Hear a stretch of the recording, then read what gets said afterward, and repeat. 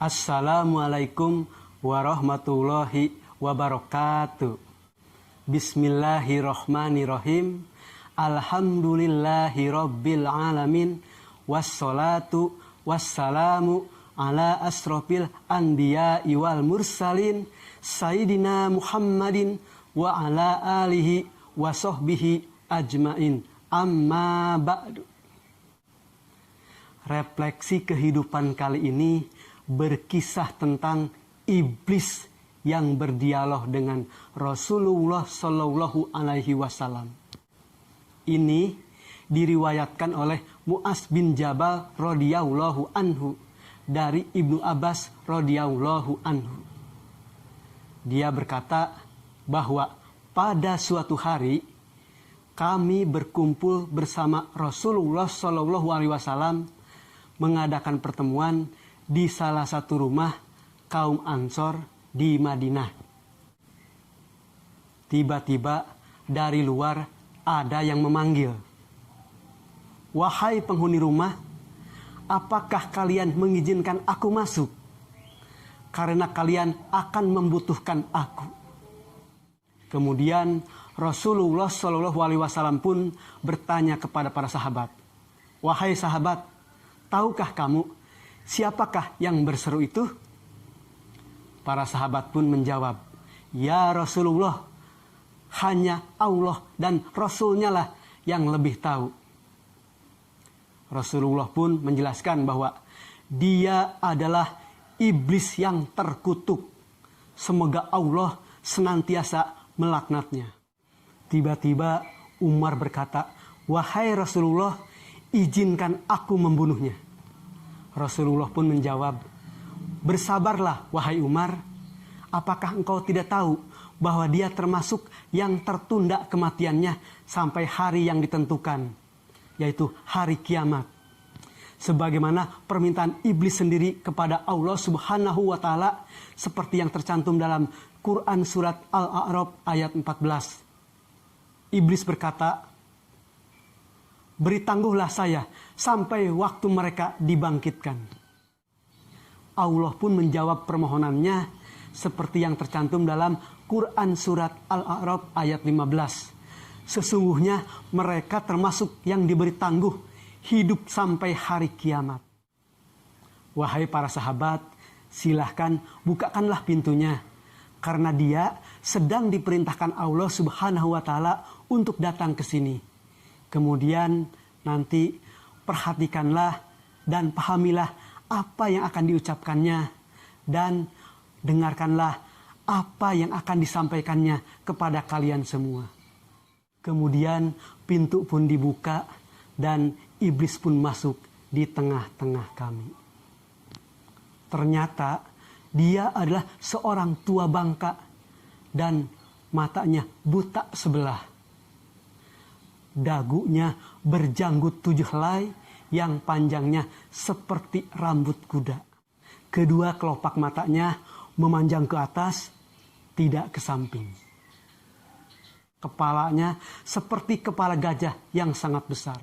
Gigi taringnya memanjang keluar seperti taring babi, dan kedua bibirnya seperti bibir macan.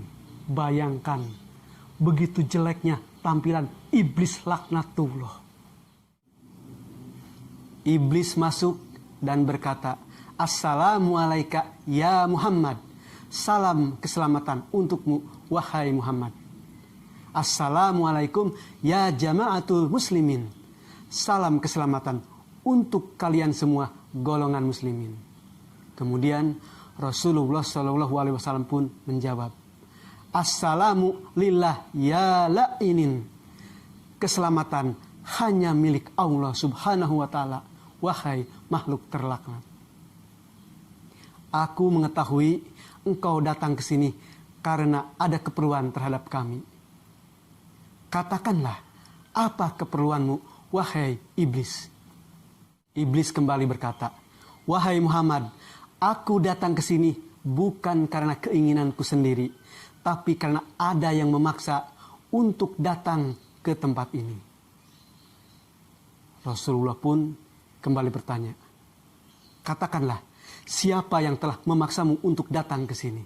Iblis kembali menjawab, "Wahai Muhammad, aku didatangi oleh malaikat utusan Tuhan yang Maha Agung. Dan dia berkata kepadaku, sesungguhnya Allah Subhanahu wa Ta'ala menyuruhmu untuk datang kepada Rasulullah Shallallahu Alaihi Wasallam dalam keadaan hina dan tunduk.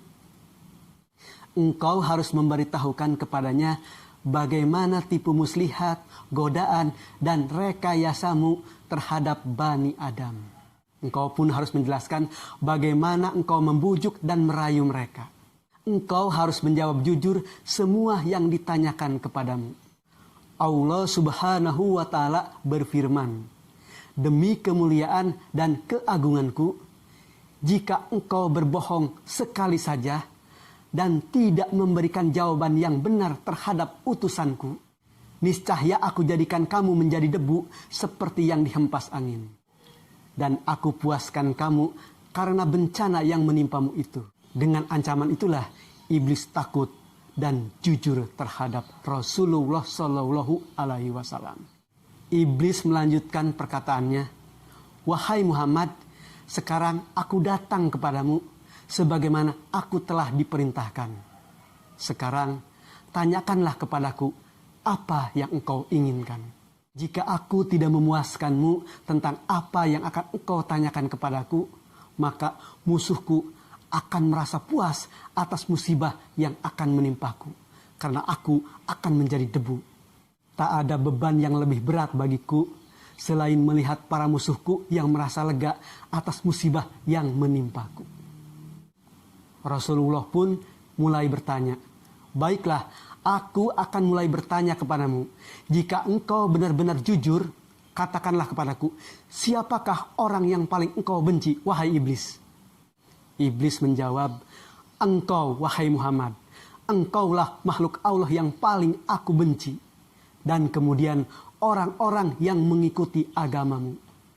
Artinya orang-orang yang mengikuti agama Allah dan tidak menyimpang dari ajaran-ajarannya. Rasul pun kembali bertanya, lalu siapa lagi yang engkau benci? Iblis menjawab, anak muda yang bertakwa dan menyerahkan seluruh jiwa raganya kepada Allah Subhanahu wa Ta'ala. Rasulullah pun kembali bertanya, lalu siapa lagi? Iblis kembali menjawab, orang alim yang berilmu dan wara, menjaga diri dari subhat, dan orang yang penyabar. Rasulullah pun kembali bertanya, siapa lagi? Iblis pun menjawab, orang yang terus-menerus dalam keadaan suci dan menjaga diri dari kotoran, yaitu orang-orang yang selalu menjaga wudhunya. Oleh karena itu, banyak sekali ahli ibadah yang selalu menjaga dalam keadaan suci meskipun dia tidak dalam keadaan melakukan sholat.